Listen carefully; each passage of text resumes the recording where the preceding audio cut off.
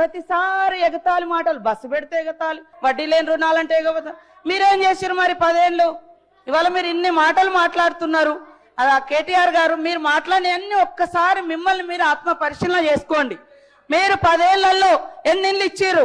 ధనిక రాష్ట్రం అని గొప్ప చెప్పారు కదా, మరి ఎందుకు పేదోళ్ళకి ఇల్లులు ఇవ్వలేదు? మరి ఎందుకు అందరికి ఉద్యోగాలు ఇవ్వలేదు? ఎందుకు దళితులకు భూములు పంచలేదు? మరి ఎందుకు మీరు అదే 2019 బడ్జెట్ లో 100 కోట్లు నిరుద్యోగ భృతి అని 100 కోట్ల రూపాయలు బడ్జెట్ లో కూడా యాడ్ చేసిరు? మరి ఎందుకు ఇవ్వలేదు? ఎందుకు ఇవ్వలేదు అంటున్నా. చెప్పడానికి బాగానే ఉంది, మరి ఎందుకు చేయలేదు? ఇవాళ మీరు చేయలేదు. మీరు చెప్పండి, ఆడవాళ్ళ అభయహస్తం డబ్బులను కూడా మీరు వాడుకున్నారు. ఎందుకు ఇవ్వలేదు? ఎందుకు ఇవ్వలేదు? అప్పుడు వైఎస్ఆర్ గారి హయాంలో వాళ్ళు జమ చేసుకున్నారు, ఇవ్వలేదు. ఇప్పుడు మేము ఒక్కొక్కటి నెరవేర్చుకుంటూ వస్తున్నాం. మీరు ఏమంటారు? గ్యారంటీ ఒక్కటే అమలు చేయలే. అరే రైతు రుణమాఫీ, మీరు ఎట్టే టైంలో రైతు రుణమాఫీ అన్నారు, 10 ఏళ్లలో కూడా కంప్లీట్ చేయలేకపోయారు.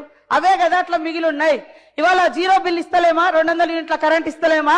4.5 లక్షల ఇల్లులు, 4.5 లక్షల ఇల్లులు కూడా మరి గ్యారంటీలోనే కదా.